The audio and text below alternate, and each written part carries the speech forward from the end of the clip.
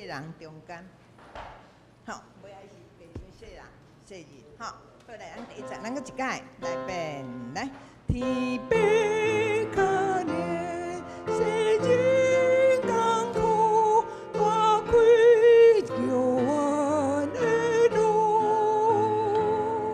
这一线行求主耶稣，感谢天人受苦。万年更贵献俾上帝，尊贵永远不停，恩典福气欢喜平安，归地就人中间。第二节，河边经过求主耶稣，就是真理活路，勇敢去掉对伊来行，那帮助的听。万年更贵献俾上帝，尊贵永远不停，恩典福气欢喜平安，归对就人中间。好，咱来看第二章的是和平人君，同样是那个人，华语猎人，但是咱念无共款。和平人君上尾啊是平安归地上人中间，偏偏是迄字咱唔通无共款。好，搁在伊的迄个第二节的第二抓的是勇敢轻条，伊在读做轻勇敢轻条对伊来行，斗保养主的听，斗阵来保养主的听。咱第二节过来一解，来。面经过求主耶稣，就是真理活路，勇敢去掉对伊来行，那不用主的听。万年更贵献俾上帝，尊贵永远不停，恩典福气欢喜平安，归对就人中间。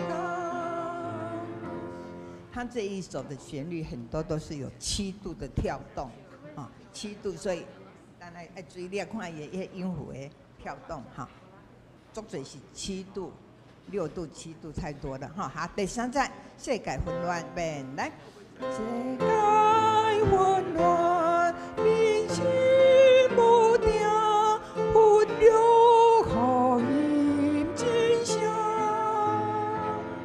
拿着分气，谦卑顺服，老献去上帝国。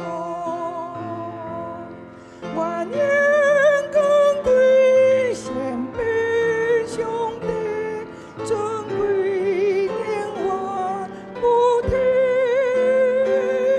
恩典福气欢喜平安，归对就人中间。好，咱来看副歌，副歌的是咱逐日3节的歌词拢唱共款，伊个万年更贵献，就8度跳下来，但是马上又7度上去了。万年更贵献俾，跳很大。好嘞，咱来副歌个一解，万年变来，万年更贵献俾上帝，尊贵永远不停，恩典福气欢喜平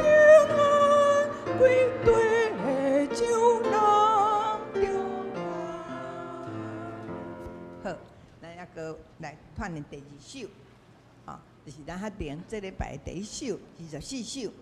我心而乐，至关上帝。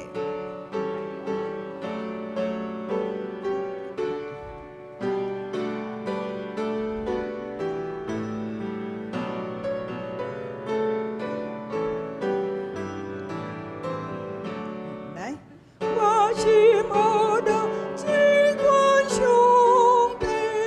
万民澎湃依靠的社会。下面默默难丢路来观望，多惊慌，多惊慌，多永远我困难第3，多我主稳定听堂，是了历代困苦人，多我主永远不变。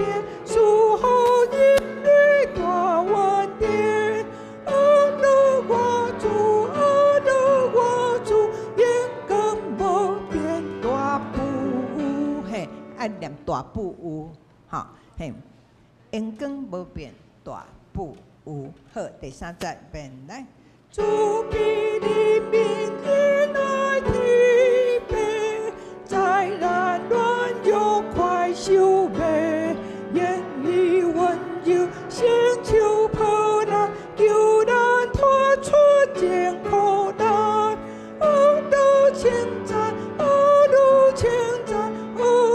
主听到永远第4，人若希天飞草木生，大风吹来就烧钱。虽然人类历史变迁，上帝永远袂改变。我主，我主，我主大人主第5节。天山世界，当心严白，条件移民当好塞，日月前行，拍败强言，임시路言无停，都称赞，都称赞，都主名到永远。请咱当心来敬拜主。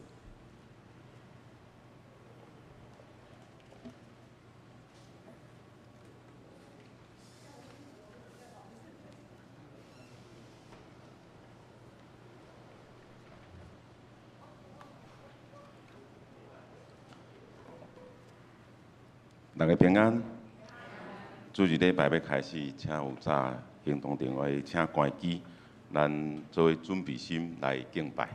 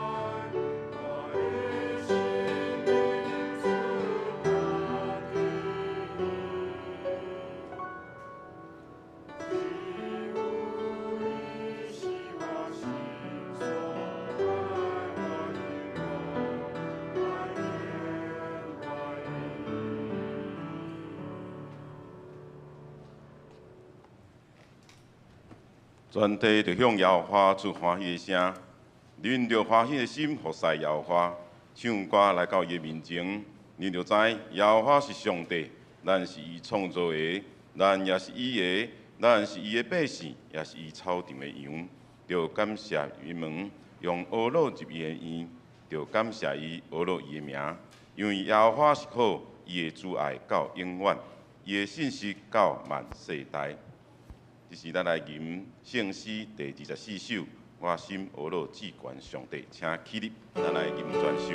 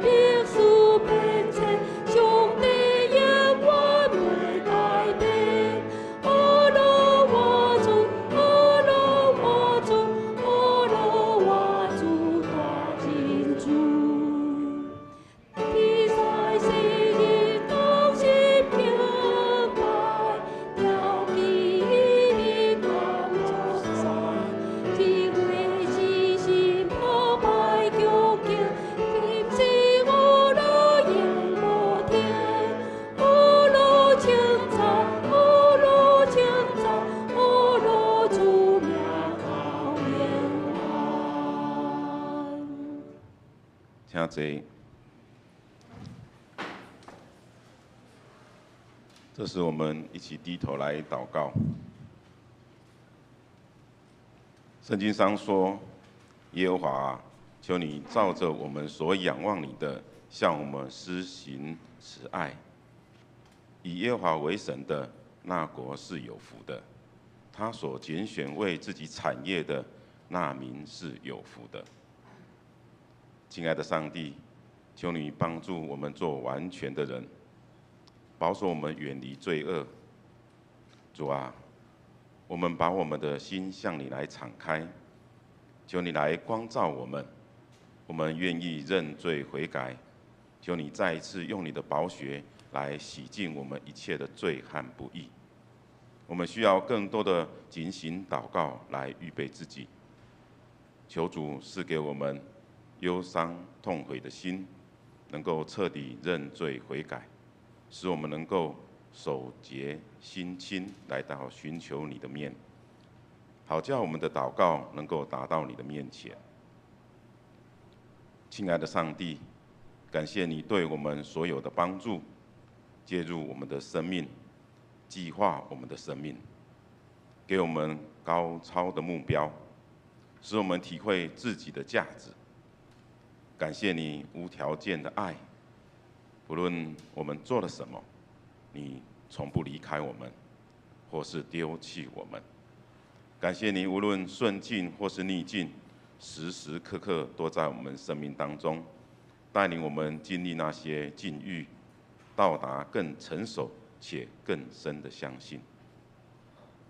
亲爱的主，恳求你将圣灵医治恢复的恩膏赐予广湖牧师的家庭，也临到他的身上，并透过今日传讲的讯息，将祝福永留在南洋教会的弟兄姐妹的家庭中。透过主的话，与神保持更亲密的关系，每天的心才能被主更新。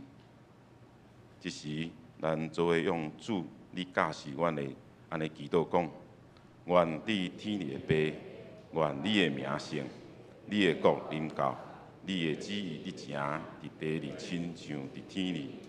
阮日日时，听一饭，下面阮的辜负，亲像阮也有辜负阮的人，无得到咱伫时时，着阮卡伫迄个海的。因为国、权能、荣光，拢是你所有，代代无尽。阿门。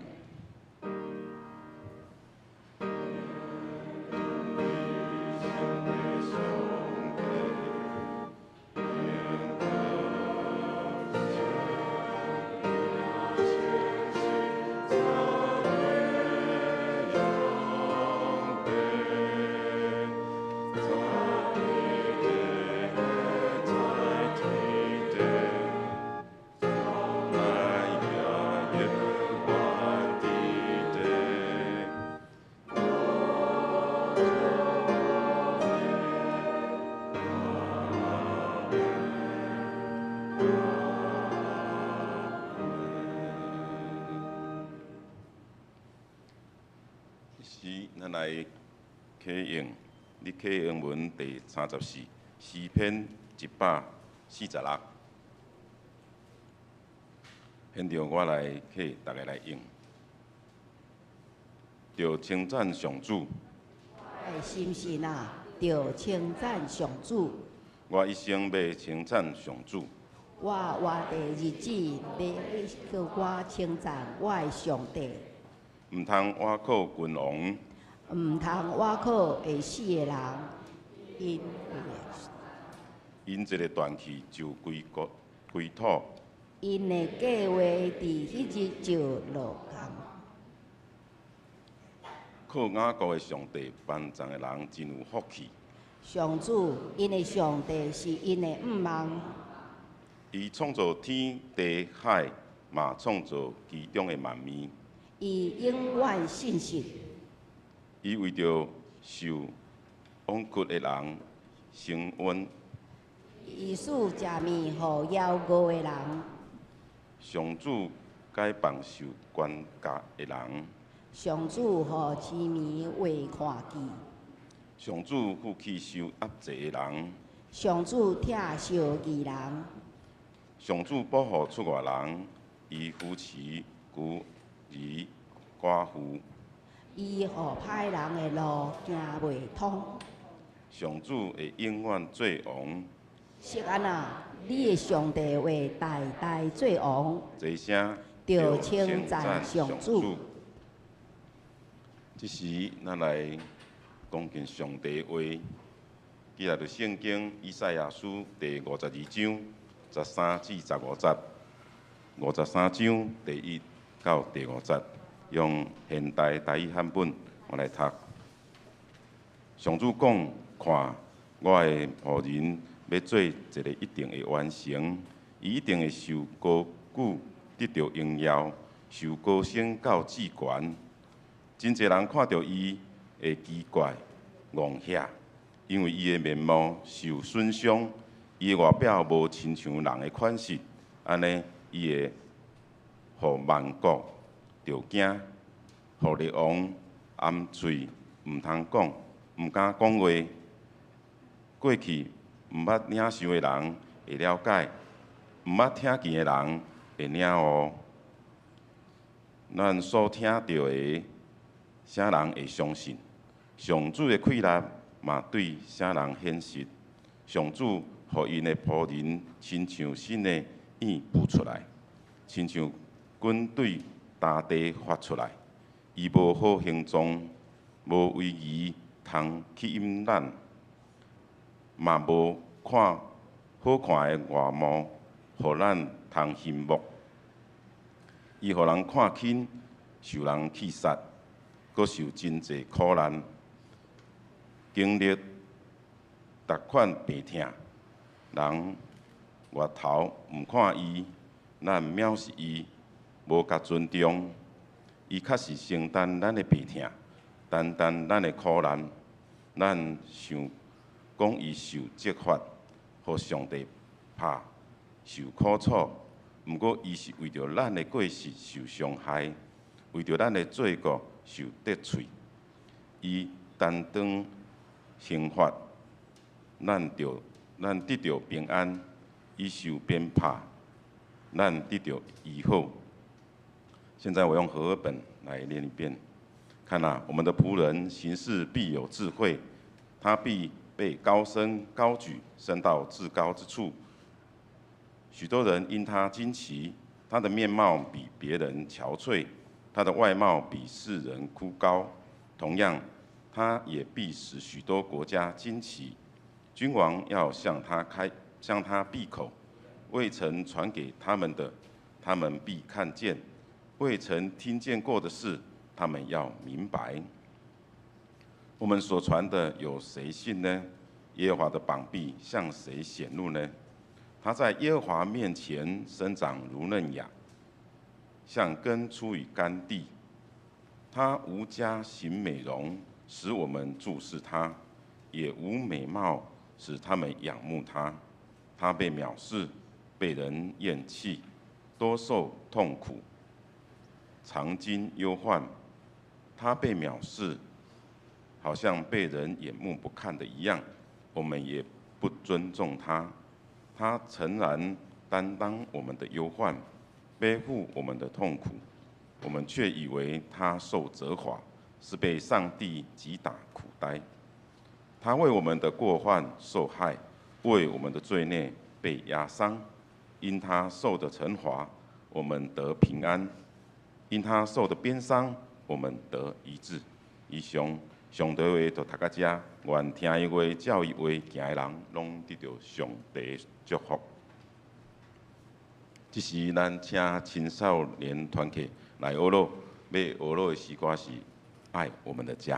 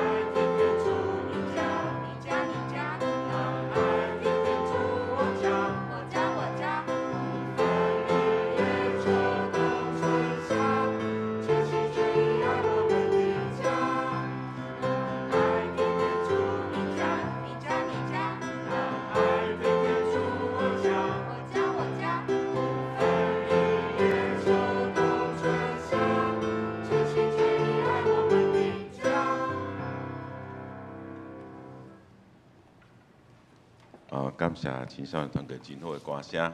这时，咱请广福牧师来为我们证道，要正道的牧师他的脸书。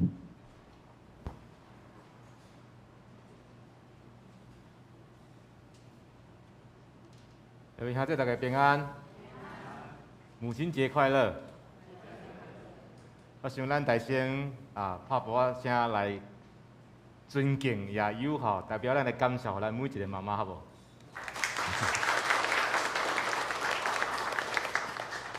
是我的名叫做广福，当然这是一个概括的名吼。我是咱台北中会甲台湾基督长老教会总会派伫缅甸的宣教师。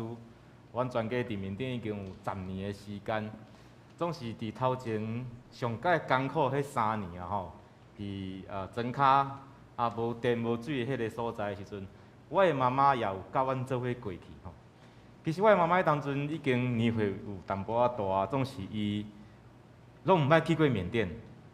坦白讲吼，伊是伫高雄大汉的囡仔，对伊来讲吼，伊嘛无适应迄款遮尔艰苦的所在。总是伊干来一个原因，就是因为我有带一个细囝，8个月大，就是我的囡仔啦，我的后生，过去伫缅甸迄个所在，所以我的妈妈伊就感觉足毋甘的啦，因为这是伊头一个金孙啦，所以对伊来讲，伊就想讲无论头前有遐尔啊艰苦的路啦吼，还是讲有啥物惊吓的代志，总是伊出伫听即个缘故，伊有愿甲阮过去伫缅甸即个所在。照顾着我的囡仔有3年久的时间啊，所以我想每一个妈妈，咱的母亲伫咱的生命中间，互咱的疼，互咱的照顾，互咱的帮衬，互咱所有伫信仰中面的教示，成做咱信仰中一个真重要的模范，甲一个导致咱效法的一个典范。所以伫即个母亲节，特别感谢咱每一个在座的母亲妈妈。总是咱也知影伫即个。疫情过去的即个时间吼，应该是讲渐渐有开放。总是阮伫缅甸迄个时阵，2020年的时阵，疫情爆发了后，阮就暂时转来到伫台湾。2021年的时阵，大家也知影缅甸发生了一个很重大的国际事件，是政变。政变就是坦克车开到总统府的面前，然后把总统绑架了这样子然后就军人就执政。所以伫迄个过程中间，阮就暂时当到伫台湾，差不多有3年久的时间，无法度回去。总是感谢上帝，今年又开路，搁一摆也好调阮，也为阮备办着签证，会当互阮全家搁回去缅甸迄个所在，为主来做宣教的工课。也请各位兄弟也继续为阮祈祷，也为阮来支持即个将来伫缅甸新的开拓的计划。伫今仔日的分享大声，请咱3个阿头来祈祷。天父，阮的上帝，阮感谢你。今仔日是一个真特别的日子，阮又搁来到你的圣殿来敬拜、来学乐。相信阮的心内也少念阮的母亲，伫过去侪年久的时间，对阮的疼痛、照顾，愿你也祝福伫因。今仔日，阮每一个人也仰望会当对上帝你宝贵的话来领受，搁一摆伫阮信仰的生活中间，照你的话安尼来行。愿你圣神赐阮气力，会当见证荣光主你的性命。愿咱的感谢祈祷，靠主耶稣基督圣尊名求，阿门。伫旧年，我有一个机会当摕到一个签证，就是转去缅甸，短50天的时间，伫7月份的时阵。这是我好才讲，我对2020年到21年，阮转来到伫台湾2年半以来。头一摆转去缅甸，因为拢无法度转去。迄一摆转去了后，有一个真重要的目的，就是要评估，到底阮全家是要转去缅甸服侍，还是要就安尼留伫台湾？所以对阮来讲，是一个好像生命那个服侍生涯的抉择点。其实说真的啦整个综合评估之下，我们发现缅甸的情况是越来越糟糕，每况愈下了然后听说我的朋友现在传讯息给我，他告诉我，现在缅甸一天只供电2小时，然后均温41度，你可以想象那种温度之下没有电的生活，很可怕坦白讲你若要带2个细囝，我有2个囡仔，一个11岁，一个6岁，啊，若搁要搁转去迄个所在吼，医疗啦、教育啦等等所有的问题，其实拢互阮真烦恼啦。总是阮心内有一个足特别的呼召，就是讲已经伫遐久久的时间，差不多10年的时间，伫遐有感情，啊，所有的咱的教会、咱的资源，伫遐服侍的同工拢做伙拍拼过一段时间。其实讲坦白吼，要安尼转来嘛是会了了毋甘呢。就伫迄个抽除的过程中间，我就向上帝祈祷讲：上帝啊，你若呼召我转去，我就转去；你若爱我留伫台湾，我就留伫台湾。我顺服。总是你爱互我有一个真确定的指示啦，啊，若无我毋知影头前的路要怎样来行。所以我旧年转去的时阵，有即个心内的抽除，也有一个祈祷，就是让上帝引带。虽讲头前缅甸的局势一直拢无真好势，也拢真抽除，总是我愿意顺服伫上帝的带领。就安尼，我无多做决定，带着这款的心情回去缅甸。回去缅甸之后呢，有一天我就跟我的朋友约在一间餐厅见面。那是一间缅甸传统的餐厅哈，啊，我们就一边吃饭一边聊天。那这时候就走过来一个小女孩，差不多5、6岁这样子。这个小女孩她就看着我，对我说：“雅雅。”伊甲我讲雅雅，雅雅就是缅甸的话500块的意思。500块差不多下伫咱台票差不多7块左右。7块钱，他的意思是说，他手上捧着一篮葵花籽，然后装一小包一小包，一包卖你7块钱台币，这样，然后他就跟你兜售这个瓜子。啊，等我看到这个5、6岁啊查某囡仔行过来时阵吼，我忽然间那个思绪啊，就飞回到10年前我第一次到缅甸的时候，我看到这样的孩子吼，不管他在卖花。还是卖瓜子、卖口香糖，其实我都会买，因为钱不是很多啦，就是5块、10块这样，然后我都会跟他们买，会帮助他们这样。但后来在缅甸比较久了之后，我发现我就不买了，我就开始逃避这一些小孩。我如果是在车子里面，我就会把车窗关起来，假装我没看到。如果我在餐厅里面，我遇到他们，我就会头低低的，好像我是做错事的小孩这样，我就会下手请因离开啊。因为我感觉我足惊看到因的面甲因的眼神有一种接触啊。我唔知影要安怎面对因啊。因为每一摆你若是家己买物件，钱互伊了后，你得到的是一种无法度为因做啥物款的无奈甲艰苦心啊。你也会有一种无能为力的感觉，而且有的时候你给他一点小钱，他后面会分享爱出去，哎，后面会跟来20、30个小朋友，你根本没有办法，你给不完啊！讲白一点，这种孩子实在是太多了，衣不蔽体的，没有办法念书的，在街头巷尾跟人家乞讨的，这些孩子实在是太多的，没有衣服穿的。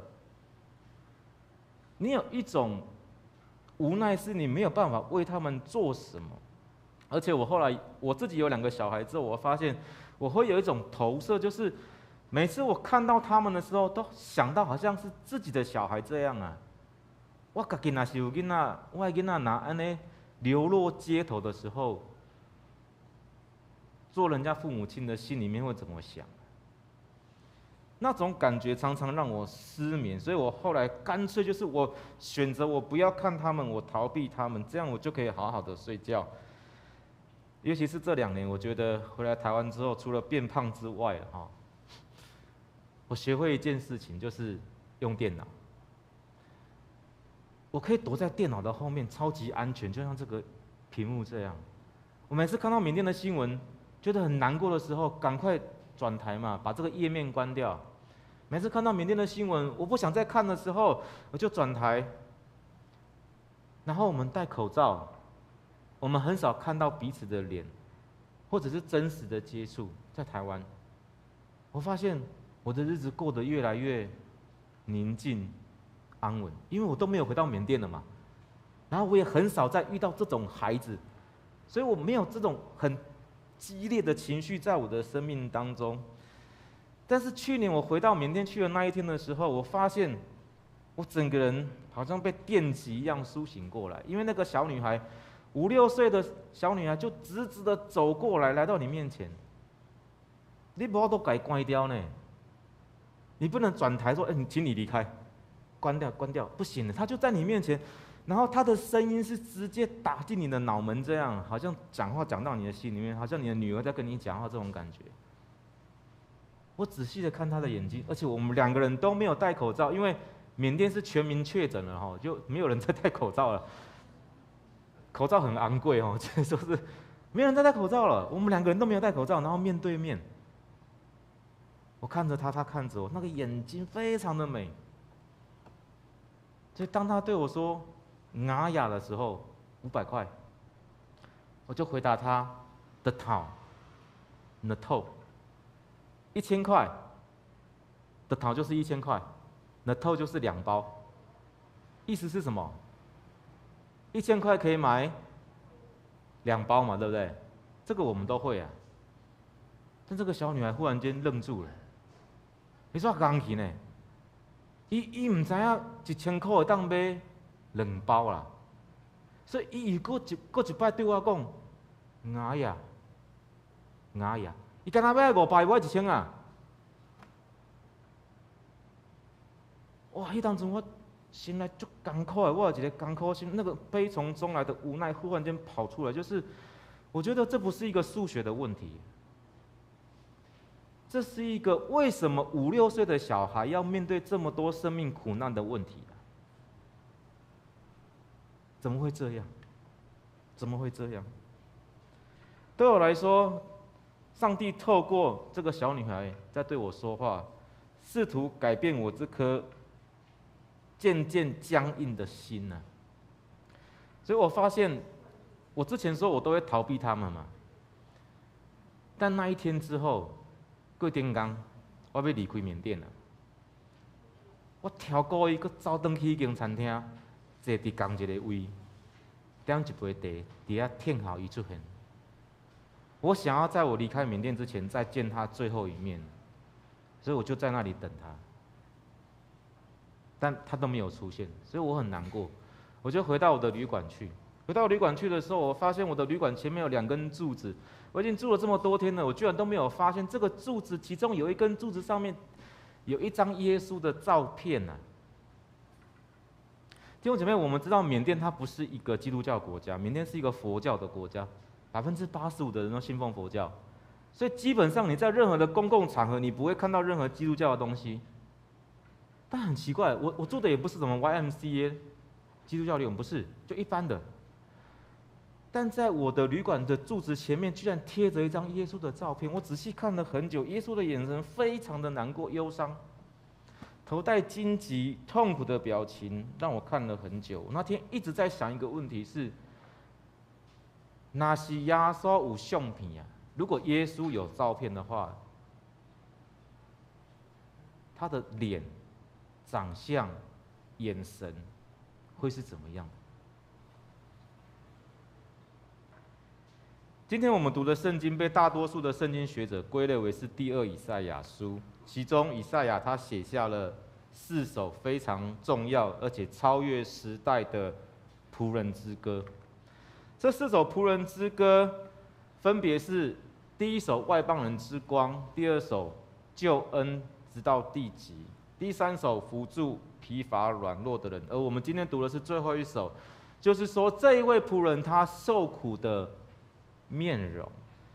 当时候以赛亚写下这4首仆人之歌的时候，坦白说，没有人明白他在写什么，也不知道他在讲这位仆人到底是谁，要做什么，他都没有明讲，所以没有人知道他想要表达的意思。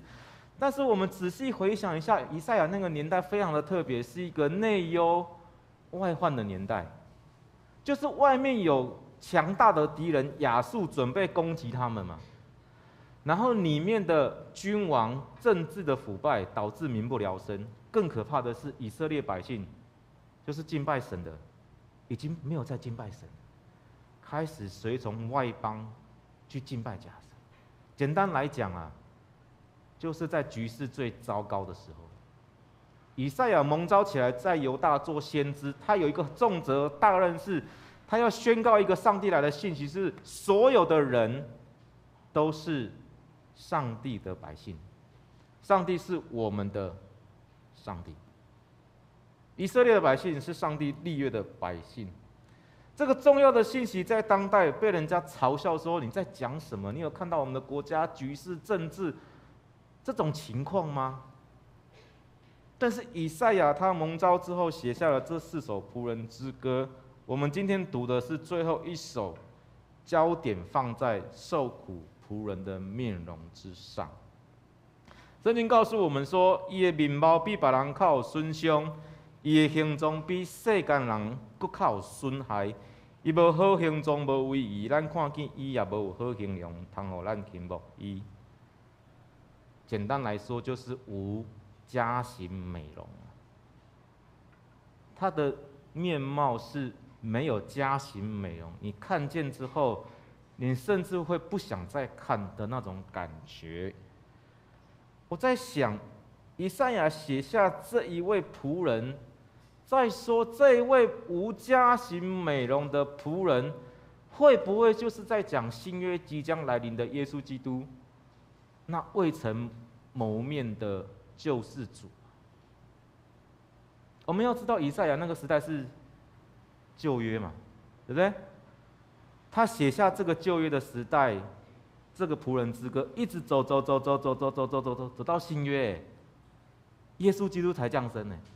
可是他在这个时代就已经写下了个预言呐，他没有看见过的那个仆人，他不知道是谁，可是上帝启示他，他就写下来。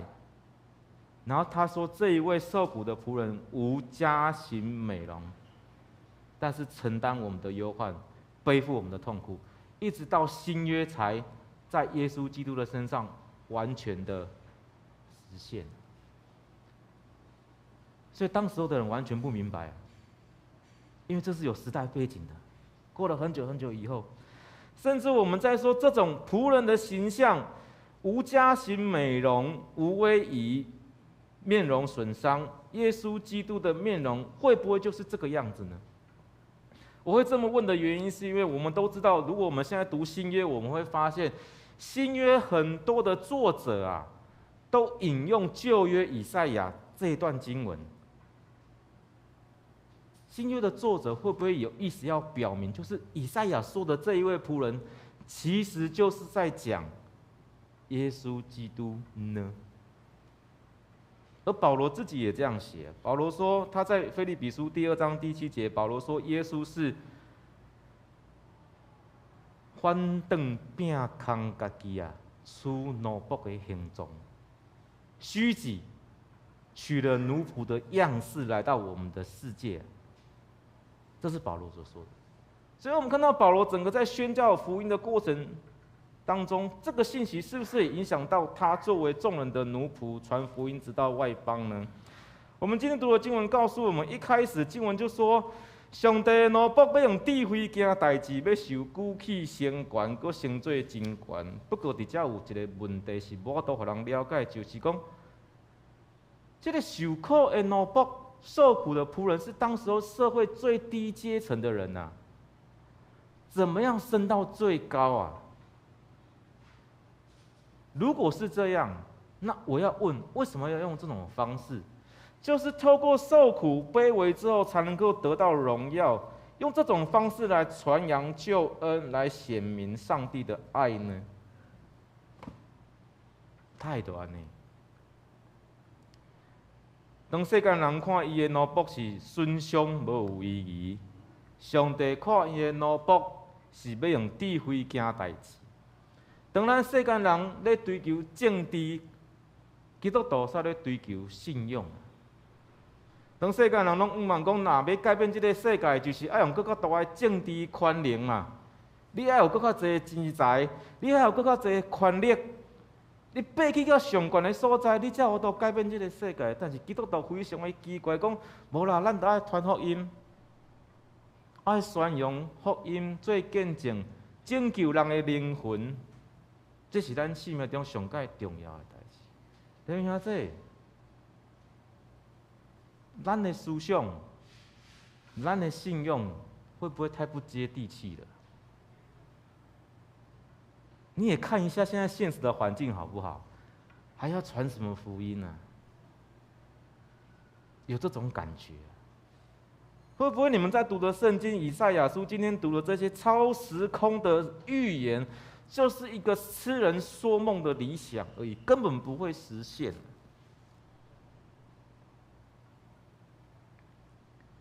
法国有一位犹太拉比，也是哲学家，叫做 Levinas。他一生当中最重要的研究被称为是他者哲学 （The Other）。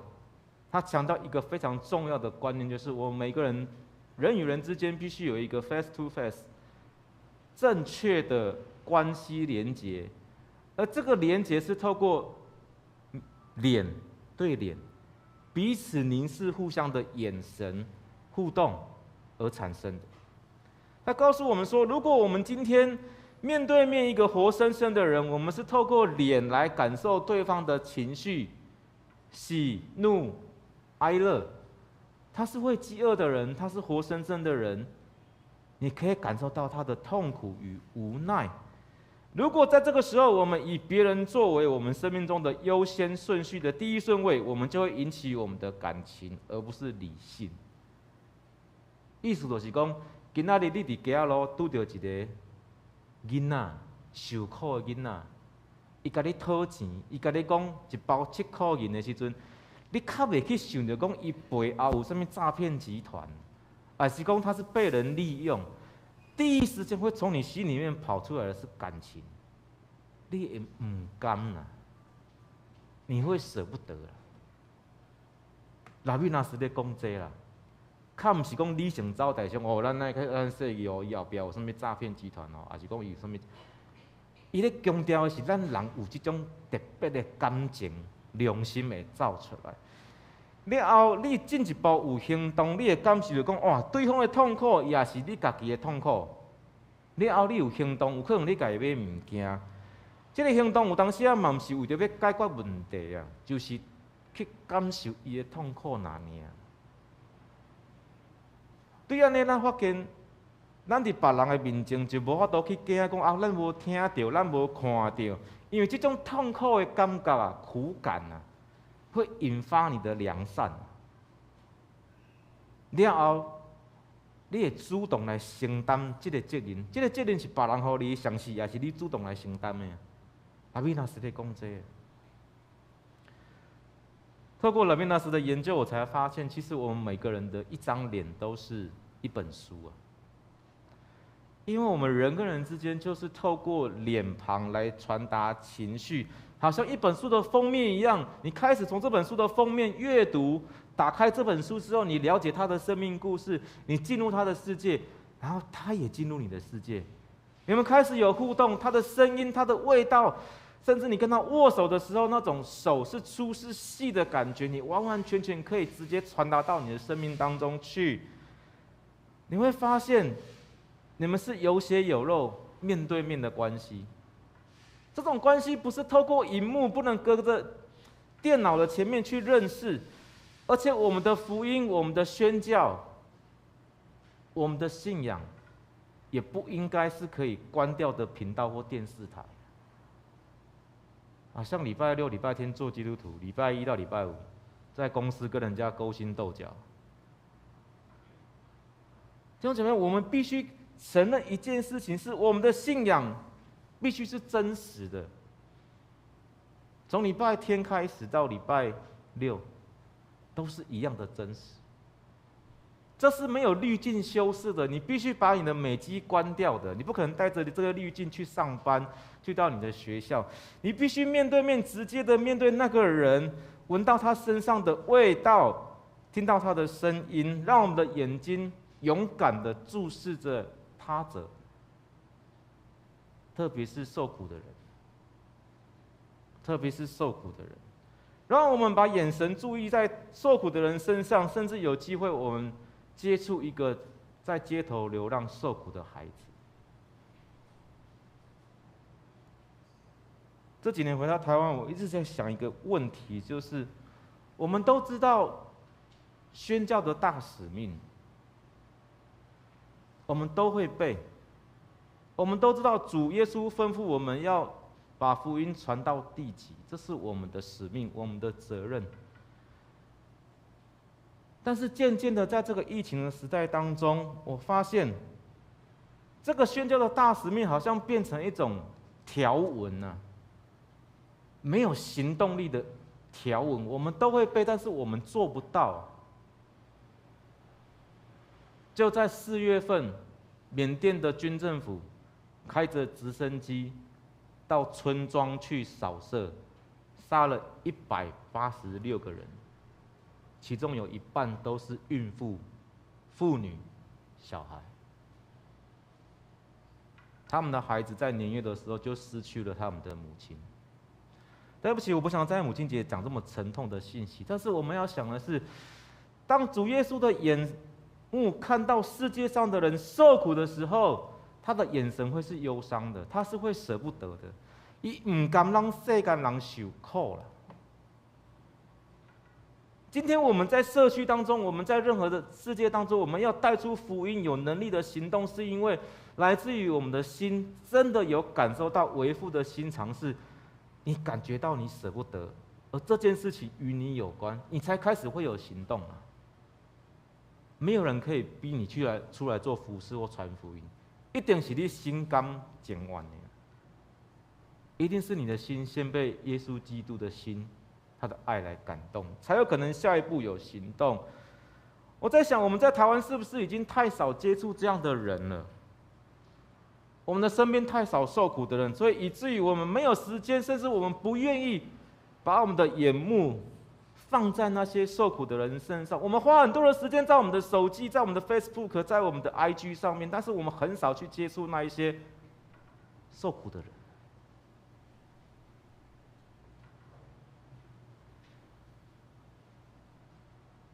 从去年我从9月份从缅甸回来之后，我的老师庄信德老师，他邀请我去一个宣教年会分享。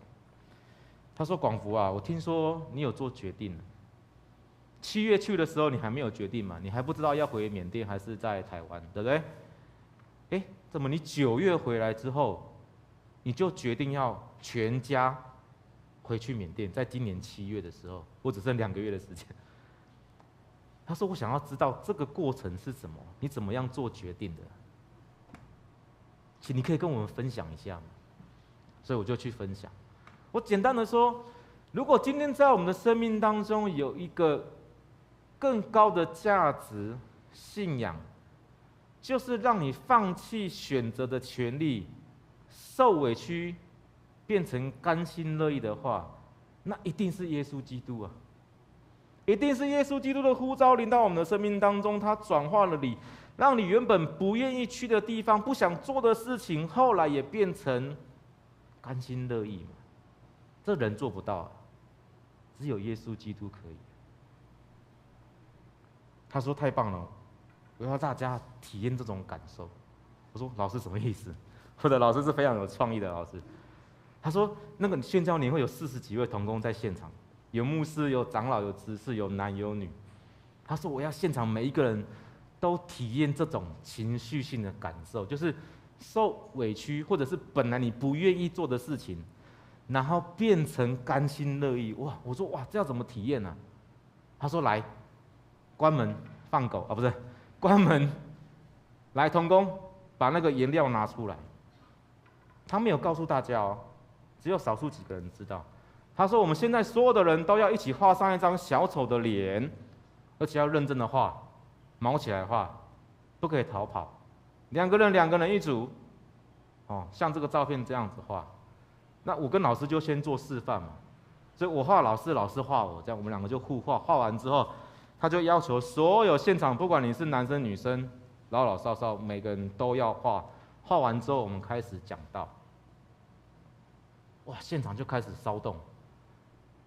有女生就问说：“请问你们有准备护肤隔离霜吗？这个颜料会伤害皮肤吗？我今天这个发型 set 成这个样子，会不会弄脏啊？啊，你们有化妆水可以卸妆吗？很多人不愿意，很多人不愿意。老师说没有强迫性的，你得画。所有人的画完，我们就一起听讲道。画完之后，那个画面太美，你不敢看了。现场40几个小丑一起听老师讲道。老师后来解答，我非常感动。那场老师说：“就兄弟，咱拢知影，耶稣基督道成肉体来到这个世界。耶稣基督道成肉身，住在我们中间，充充满满的有恩典，有真理。其实伊无必要安尼呢，总是伊安尼来做。他没有必要这样做，但是他这样做。弟兄姐妹，我们都知道，耶稣基督是天父上帝的独生子，是君王，是救世主，是最尊贵的人。但是他从天降临来到世界之后，取了奴仆的形象，就是用一种人能够想到最羞耻、最痛苦的方式来承受那一些耻辱啊！为什么要这样？如果不是因为爱我们的缘故，我想耶稣基督不会有这样的行动，道成肉身来到我们的当中，面貌损伤，无家型美容，好像小丑一样被世人取笑、看轻。但是用这种方式来表达他对我们的爱。弟兄姐妹，我们有没有看到这张脸的背后，就是耶稣基督爱我们世界上的人到这种地步，是他舍不得我们受苦啊！所以伊有道成肉体来到这个世界，听咱到底安尼。伊有流目屎，伊有笑容，伊甲咱三个弟弟，伊受苦上十字架，伊有搁活。因为他这若是耶稣基督有脸书的话，这就是他的脸书啊，无家型美容的他，伊实在担当咱的忧闷，背咱的苦痛，总是咱掠伊做受责罚，互上帝拍，搁受苦楚。伊为着咱的过失受伤，为着咱的罪过受害，伊担当刑罚，咱得到平安。伊受鞭拍，咱得到医治啊！就这款，咱人会当知影什么是长看关心这款的痛，全部拢显现伫这个无家型美容的他，这是他的脸，这是他的脸书。经文对第52章的我，是上帝讲话的我。我们仔细的读圣经，我们会发现，今天读的经文52章讲话的这个我是上帝的我，是一种上帝的视角告诉我们，他的仆人行事必有智慧，必被高举上升，而且成为至高。但是忽然间转到了53章之后，你会发现变成我们。这个我们是讲的是以赛亚的角度，人类的视角，也代表着以色列百姓的角度来看这一位救世主。弟兄姐妹，如果我们今天能够从52章上帝的角度来看这段经文，那么才有可能能够理解这种所谓超时空预言的可能性嘛。但是如果我们今天只有53章，对人的角度来看，可能咱也敢若剩无奈尔，因为你目睭看了这个世界就是安尼嘛。总是以赛亚伫遮提醒着咱，他告诉我们一件事：弟兄姐妹，我们不要忘记了，我们有上帝，上帝是我们每一个人的上帝。学习从上帝的视角来看这一位仆人，来看这个世界吧。这样我们才能够了解上帝对这个世界的心意。从圣经当中，他告诉我们，这位救世主，这一位弥赛亚，他要用智慧来巡视，伊要受举起先悬，搁真做真悬，也要激动最国的百姓。列王要对伊来因的嘴啊，君王要向他闭口啊。而那个未曾明白的信息，他们会明白，因为因所袂捌对因讲的，因要看见；袂捌听见的，因要明白。以赛亚伫遮提起着咱每一个人，伊甲咱讲，就算是伊的面貌比别人较有损伤，形状比世间人较有损害，受看轻，互人放杀。就算是安尼，咱毋通袂记着，伊犹原担当咱的刑罚啊，背咱的苦痛，为咱的过失受伤，为咱的罪过受害，伊担当刑罚，咱得到平安。因为伊受鞭拍，咱得到医好。弟兄兄弟，这个真水的信息，这个非常重要的信息，没有停留在以色列以赛亚那个时代而已啊。你会发现，这个信息开始从旧约一直流传到了新约这个年代，然后从以色列这个地区开始把这个福音往外扩散到世界各地啊，包括台湾啊。如果这个信息只是否以色列，只是给以赛亚那个年代的话，那就太可惜了。可是这个信息慢慢的流传到了万邦之后，变成是我们现在每一个人、每一个基督徒在传唱的救恩之歌，就是以赛亚书52章第7节说：“传福音、报喜信、报福气的好消息。”这种福音之歌嘛。这福音之歌告诉我们，这一位受苦的奴仆，他无家型美容，但是他道成肉身，来到我们中间，充充满满的有恩典，有真理，爱我们。愿我们每一个人都用我们的生命来回应这首仆人之歌，也将这首仆人之歌传唱到万邦，也成为外邦人之光。感谢上帝，今年7月，他呼召我们再次全家回到缅甸去，要开拓一间缅语的教会。今天在我们的周报当中有夹着一份的 DM， 就是这个曼德勒青年宣教计划。等一下我会再用一点点简短的时间跟大家分享这个计划。简单来讲，我们要在当地开拓一间讲缅甸话的教会，不是讲中文哦，也不是讲台语，也不是台湾人，就是缅甸人的教会。所以我们受了这些文化的训练、语言的训练，长达的4年多的时间。感谢上帝，到目前为止，我可以用缅甸话讲道，来跟他们分享上帝宝贵的话。弟兄姐妹，盼望大家为我们祷告。我们希望这首救恩福音之歌也能够传唱到现在正在受苦的缅甸这个国家当中，让他们明白上帝也是他们的上帝。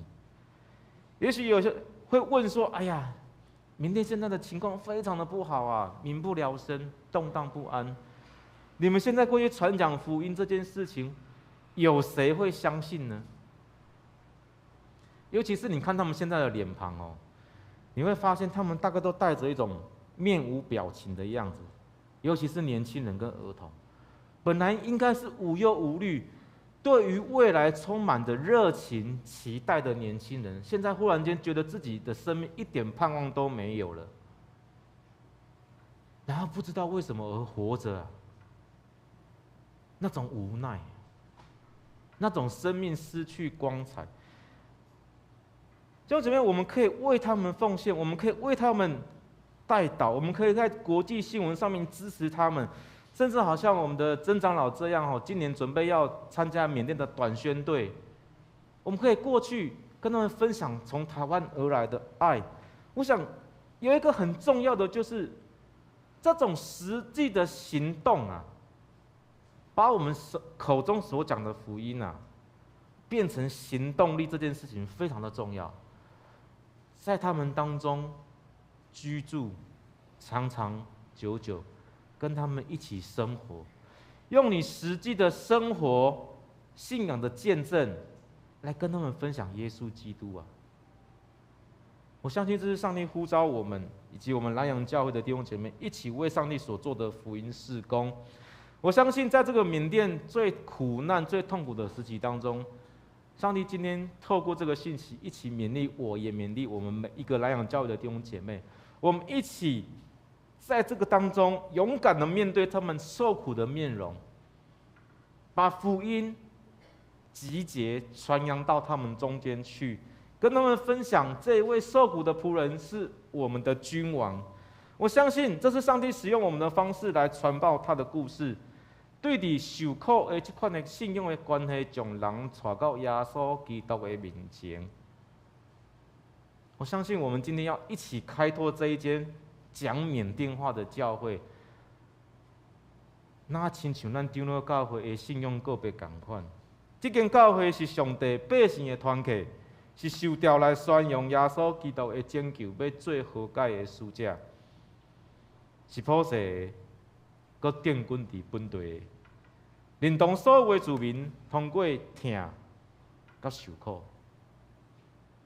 通过疼甲受苦，来成做5万的记号。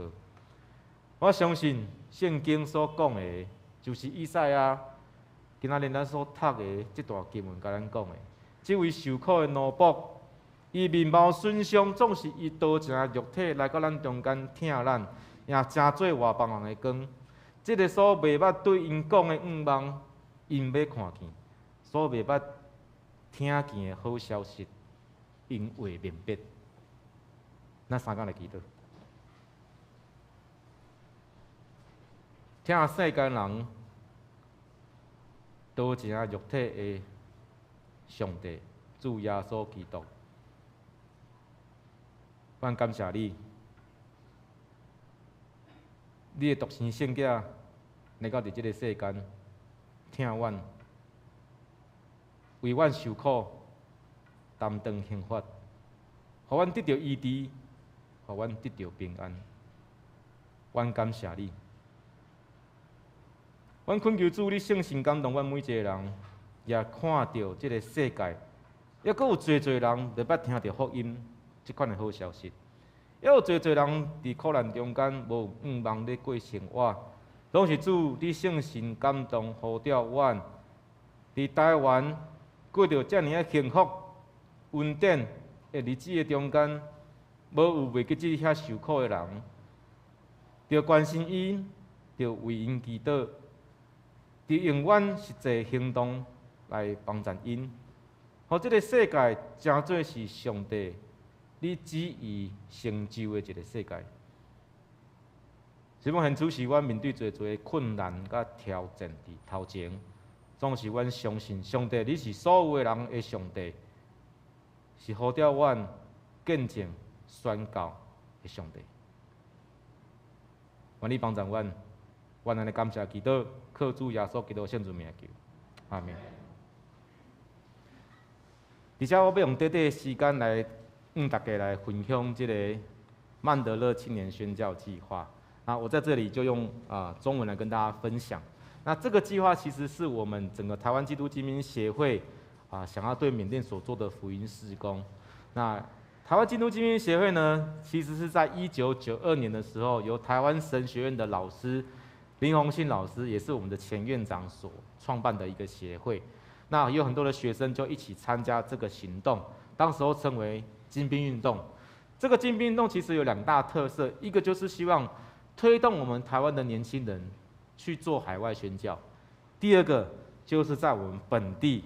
青年起来承接使命与责任，所以在这个特色之下，到了2000年，我们就成立了这个协会。虽然这个协会目前还没有隶属于台湾基督长老教会，但是我们所有的成员大部分都是长老教会，包括我自己也是长老教会的牧师，然后也是总会差派的宣教士，所以有点双重管道。可是比较特别的是，虽然我们是属于总会或者是中会的宣教士。可是事实上，我们并没有跟总会申请任何的经费，所以这10多年以来，我们都是透过台湾基督精兵协会一起来做募款的行动。但是在这个过程当中，我们发现地方教会的弟兄姐妹的支持带导的力量是最强大的，所以就好像我们希望南洋长老教会成为我们的伙伴教会一样。目前我们有10间的伙伴教会，从台北市的。一直到新北市的都有，那以前有到屏东的，有不同的县市。那每一个教会都他们能够上帝感动他们的负担来参与这个行动。那目前有10间，有9间都是长老教会哦。好，那透过这些教会的支持，还有基金会的奉献等等，这10年来真的是恩典够用，也都不至于缺乏。但是现在因为我们要去开拓教会的关系，所以这个经费是比以往高很多。所以我们希望有更多的教会一起加入这个宣教的行动。那这个计划呢，我们希望是透过我们全家人去执行之外，我们也希望未来有更多的年轻人，像我们的曾长老这样就是成立一个短宣队过来缅甸帮助我们，用一个短期的方式来帮助我们。当然，我们全家在那边已经有10年的时间，所以累积了一点经验、一点能力之后，准备要开拓这个教会。那我们最大的特色就是，过去我们是从2012年在乡下做缅甸华人，我们说华语区了哈。你可以看到我跟我的小孩那时候才8个月大而已，我们住在铁皮屋里面，摄氏有40度的情况之下，我们基本上是过着非常淳朴的生活。但是那个时候有一个很大的特色是，你可以讲中文嘛，就是所以缅语都不太好。但是后来到2018年之后，开始我穿裙子，因为这是缅甸人，他们叫隆基了撒弄，这是缅甸人最传统的服装。我们开始讲缅语，开始吃缅甸的食物，开始学习跟缅甸人一起过生活，为的是把福音传到他们当中最困难的区域，就是佛教徒、缅族。他们佛教徒缅族是最少信耶稣的人，比华人更少，所以这是上帝呼召我们在这个计划当中最大的改变。而这些跨文化的宣教活动，我们可以追溯到以前台湾早期有很多的宣教士来到台湾嘛，马偕、马雅各，我们知道这些宣教士他们从美国、加拿大漂洋过海来到台湾，然后最后死在这里，为台湾人牺牲奉献，建设了很多的医院、学校、神学院，培育了很多的传道人，是这样开始的。但是弟兄姐妹，我们回想一下，这150、160多年以来，台湾人承受这么多的恩典、福气，我们有这么多的教会、这么多的资源、能力的时候，我们可以为这世界做些什么？好像早期的这些宣教士一样，我们效法他们的精神。所以去年我花了一点时间回去缅甸，有50天，我就把这个曼德勒青年宣教计划跟我的朋友们分享。希望跟大家说，这个计划是可行的，好像市场调查这样啦。你去做一些 survey， 而当地的人也肯定你说这个计划是可行的时候，我们才开始启动。所以我拜访了很多的朋友，包括教会的，有没有信耶稣的，有一些青年，有一些牧长，有一些同工，他们告诉我们一些比较客观的资讯，我们才能够做一些评估嘛。我们才可以做一些评估。那更重要的就是，我们希望过去操练我们的缅语讲道、缅语的侍奉，还有更重要的就是在当地建立关系呀。我们知道昨天我在跟张长老在开玩笑，说，一半是真的啦。如果你现在在缅甸被抢劫，或者是被家里面遭小偷，在台湾你第一个动作是报警嘛？对啊，但在缅甸不行，在缅甸你报警对不对？警察来，你还给警察钱。而且这个抢你的人、偷你的人，可能就是警察，所以你等于是2次伤害嘛。那你说你在那个地方发生事情怎么办？就是靠教会啊，靠这些在地的朋友嘛。因为在家靠父母，出外就靠朋友啊，所以这个关系很重要啊。练到板不一出代志这些人才会成为你的帮助。好。所以简单来讲，缅甸现在是一个动荡不安、民不聊生的情况。其中有一个很大的特色就是他们的青年大量外流，1000个里面有300个都出外念书。所以你会发现，现在台湾很多缅甸大学生他们都从缅甸来台湾读大学，然后工作，因为他们开始发现自己的国家没有什么希望。可是我们不要忘记啊，1000个里面有300个能够出国这件事情啊。这300个还算是社经地位比较高的喽，那还有700个留在缅甸怎么办？那生活没有盼望，不是？我们要去做的就是留在缅甸真正弱势、没有钱出国的这一些年轻人，我们希望兴起他们，对他们传扬福音，这非常重要。因为你要知道，如果今天我们对年轻人传福音的时候，他今年20岁信耶稣，30岁成家立业嘛。40岁根基稳固，50岁那年就是成为改变这个国家的关键少数。所以我们特别选择曼德勒这个城市的原因，是因为这5个关键字：200万的人口，是一个非常大的城市。然后缅族居多，因为我们要做缅族嘛，我们不是做华人，做缅族。然后大学有17间哦，但是我们只做其中1间，就最有名的曼德勒大学。你把它想象成台大好了 ，OK， 好。然后商业高度发展，交通的要塞，所以你可以想象哈。以前我们做学生事工最大的痛苦就是你栽培这个学生可能4年，结果他4年毕业之后怎么样？就离开了嘛，所以你就每年都要伤心一次这样子。但这里刚好相反，你栽培他4年之后，他会留在这个城市找工作，成家立业的机会非常的高，因为乡村没有工作了啦，青年都到大城市，不是去仰光就是去曼德勒这2个地方。那仰光现在已经饱和了，所以我们看到的会是曼德勒的发展。所以这群青年20岁大学毕业之后，你栽培他，你建立教会，他会留在这个地方成家立业，你的教会的根基就稳固。所以这是我们选择曼德勒的原因是这样。那我们用的策略是用教中文跟教电脑的方式作为策略，不是教高尔夫球哦。为什么我提高尔夫球的原因是因为你必须选择一个最适合他们现在处境的策略，不是说教高尔夫球不对、不好、不应该啊，而是他们连饭都吃不饱了，没有人在打高尔夫球，你懂我意思吗？你必须选择一个策略是那些没有信耶稣的人，他们也用得着的方式。他们现在学中文的优势就是他们可以到中资的企业去上班，薪水就 double 啊，所以现在很多人都在学中文啊。很多人都毛起来学中文，所以这是他们所需要的技能。电脑也是，你可能会想说：拜托，我们家小孩子10岁，电脑用的下叫，还需要跟青年教电脑吗？需要，因为他们过去是锁国的政策，大学生有1半的人都不会打电脑。你可能很难想象，第一个是买不起电脑，大学生没有电脑，学校也没有，学校也不教，所以大学生都是用手写报告。然后拿去给电脑公司打字，打完之后交出来当论文这样。所以教电脑也是一个策略，帮助他们有就业生存的能力。而这样的方式是更大的优势是，我们都知道中文非常难学嘛，他学中文绝对不是2-3个礼拜的事情，至少是4个月、8个月、1年的时间。那你跟这个没有信耶稣的人在一起1年，他还不信耶稣，那就是你的问题啦。你懂我意思？你跟他在一起的时间越久，他信耶稣的机会就越高嘛。而这是学语言、学习或教育的方式的好处在这里啊。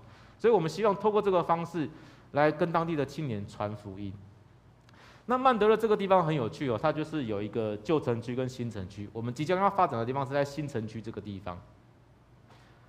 好，我们要专攻的一所大学就是曼德勒大学，在这个里。曼德勒大学，然后它旁边呢，就是我们开拓教会的地方，我们叫做教育中心哈。你就想啊，我们在台北市台大的对面，要租一间3层楼的房子做教会，这是蛋黄区中的蛋黄区啊，黄金地段中的黄金地段。但是它的优势就在于，你要做青年事工，你就要往青年多的地方去啊。这个策略才是正确的。而这个地方对他们来讲，这是他们最重要的黄金区域。很多弟兄姐妹问我啊，那你为什么不讲说，就直接说教会就好了？为什么要写教育中心？因为现在缅甸已经不能够再开拓教会了，你不能在外面挂一个南洋教会的招牌，不可以，这是违法的。你必须用营商宣教的方式，就是你必须有自己的公司、自己的职业，你教书、补习班，然后星期1到星期5认真的教中文跟电脑，不是挂羊头卖狗肉，我是真的去考一个中文教师的执照，真的可以教中文，用这个来申请公司。礼拜1到礼拜5认真的教中文，我们甚至还为他们研发一套教材，是客制化的，是有中缅翻译的。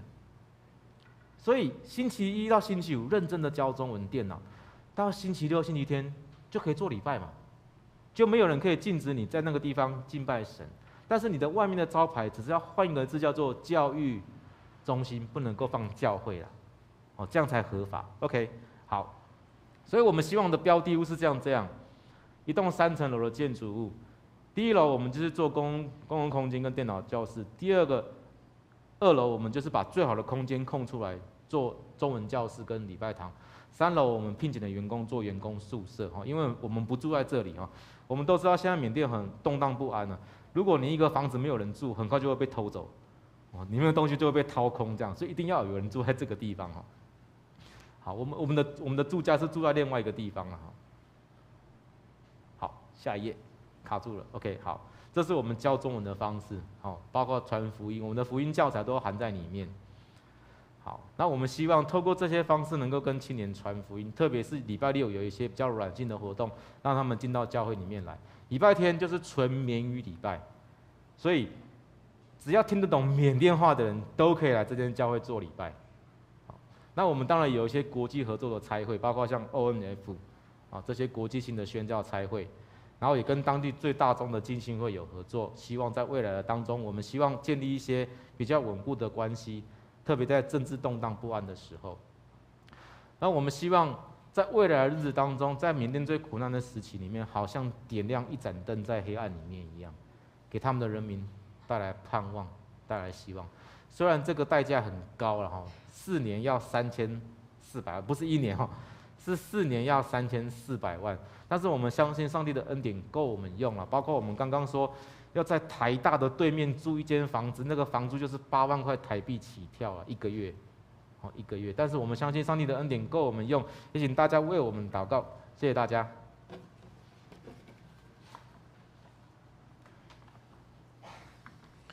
这是咱来吟回应的诗，圣诗第65首，天父可怜世人艰苦，请起立，咱来吟全首。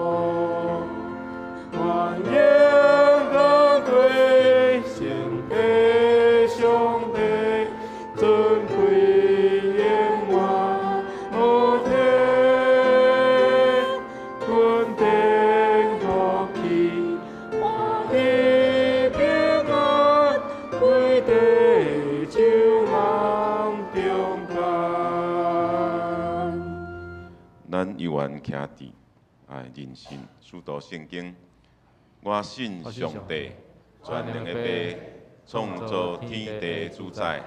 我信耶稣基督，上帝独生子，咱的主，伊对圣神投胎，对在圣玛利亚出世，伫本丢比拉多人来受苦，顶十字架死埋葬对母。第三日对死人中活，上天，他坐伫全能的上帝的大名，伊要对遐过来审判活人甲死人。我信圣神，圣国共同的教会，圣道的相通，罪赦免，肉体国活，永远的活命。阿门。请坐，这时咱来十一奉献。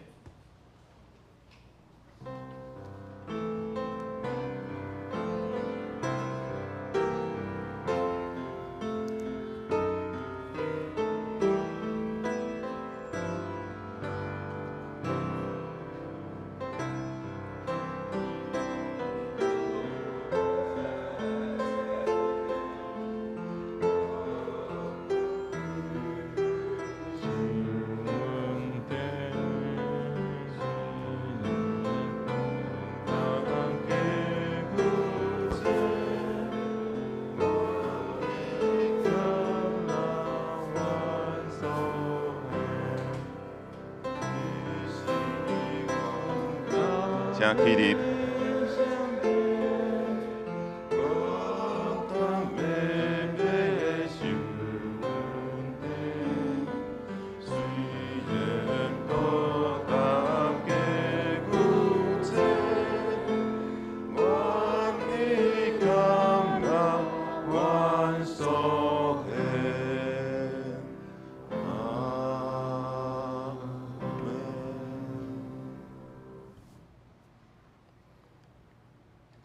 耶和华，你是天地的主宰，阁有荣光、威严、能力甲德性。既然伫天顶地下拢是你所创造，耶和华国是你的，万物对你来，你互人智慧、快乐甲性命，想事拢出伫你的手。我的上帝啊，我感谢你，我落你极大的荣光，我是啥物，竟会安尼奉献？因为我伫你的面前是出外人，是寄卡的。我伫世间的日子亲像影，无通望长伫地。耶和华，阮的上帝啊，万物拢对你来，阮欢喜将你所赐的献予你。请坐。这时咱来感恩奉献，请吴承安甲陈文兰执事。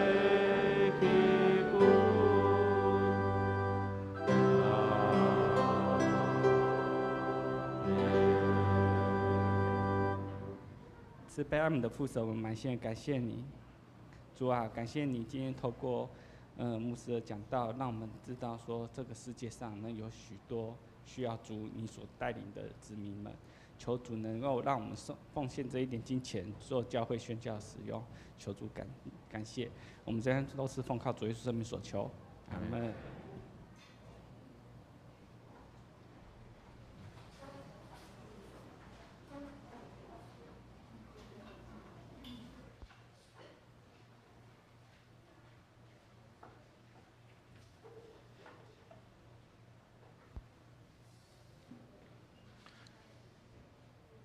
好，现在我们来读本周的金句。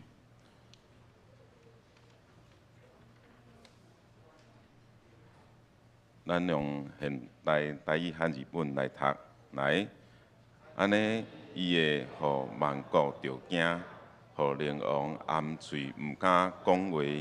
过去捌领想的人会了解，毋捌天气的人会领悟。我们用和合本来念一次。北来，同样，他也必使许多国家惊奇，君王要向他闭口。未曾传给他们的，他们必看见；未曾听见过的事，他们要明白。好，迎新报告，我们今天有新朋友张义凡弟兄。先离开了哈。好，那我们来看报告。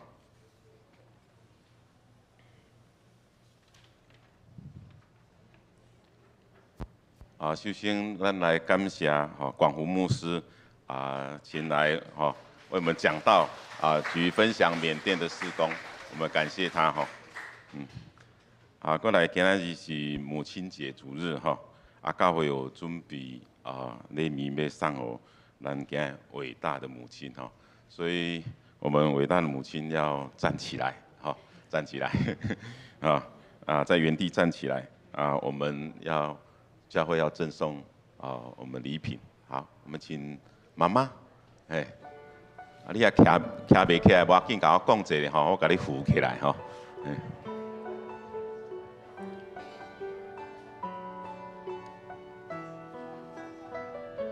毋是光有这尔毋是光有这尔迄个主日学小朋友有特别准备礼物要送给所有的妈妈。这个礼物是他们昨天下午自己亲手所做的奶酪奶酪要冰所以等一下礼拜结束后能够尽快的享用或是拿回去把它冷藏起来谢谢所有的妈妈。母亲节快乐！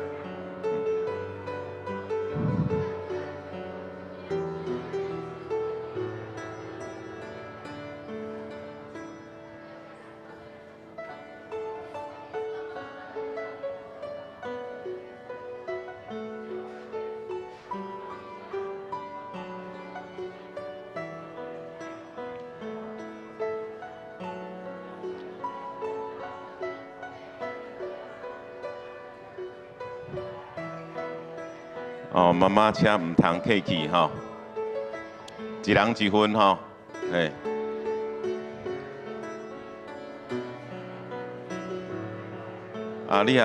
你也食无够的也有一个方法对甲恁囡仔讲叫恁囡仔去买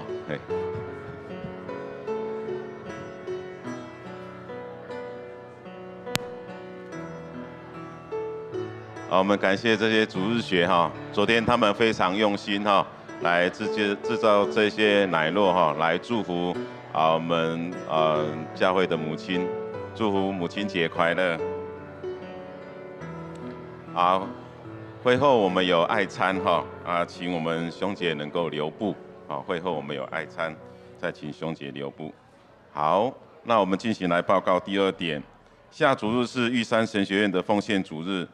学院将派太鲁阁中会威朗纪念教会的林福华牧师到本会来请安报告和证道请关心原住民的神学教育关心及奉献第三点，那个申报所得税的奉献证明已放到11奉献袋里，请兄姐自行来取回。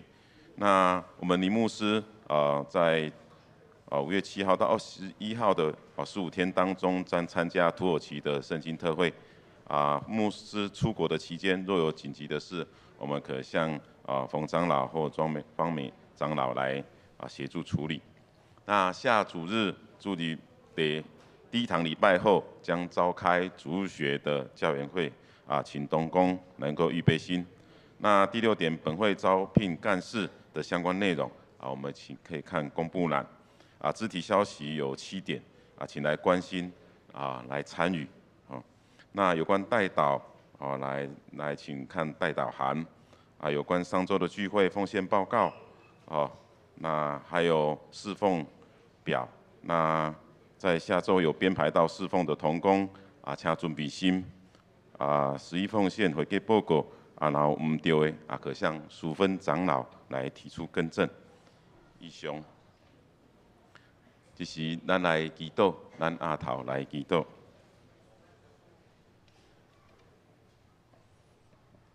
亲爱的主，本主日为母亲节，奉主你的名祝福家庭中为母角色的母亲，父代母职的父亲，隔代教养的阿公阿嬷们，还有教会当中属灵的母亲，在世代的差异中，求主将你的爱大大浇灌充满他们，赐下爱心、耐心、教养、沟通的智慧与方法，也帮助他们学习用祷告来交托，让神来带领孩子未来的一切。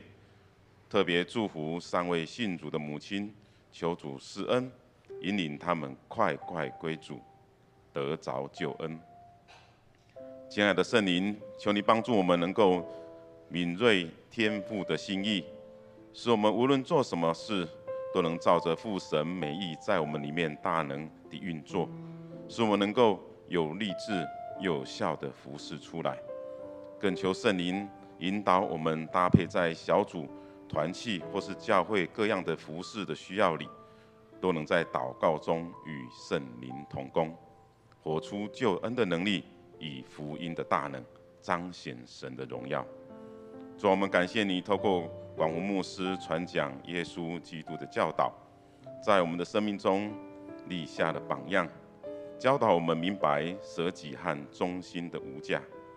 主耶稣没有要任何人给予感谢的礼物，但他却统管万有，并赐福给一切的人，为的就是要使人因信而得福。愿我们弟兄姐妹能够效仿基督，成为使人得福的使者。也愿每位弟兄姐妹在上帝的话语中成长，一同在家庭、在学校、工作，还有社区的发展，能够做光做盐，一同成为传承亚伯拉罕丰盛属灵产业的见证人。谢谢主，我们这样祷告，奉耶稣基督的名，阿门。这是咱来吟圣诗395首，至圣天父，愿感谢你，请起立。吟诗煞请牧师来祝祷。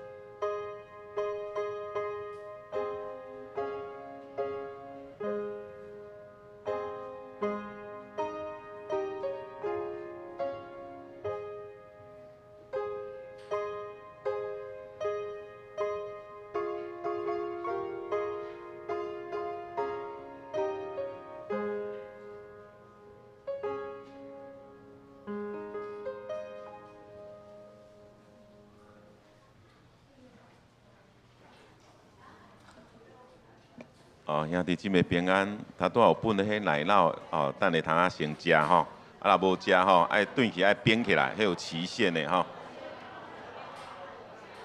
啊，如果有相关台湾基督禁闭营的问题，或是宣教的问题啊，广福牧师还会留下几分钟的时间。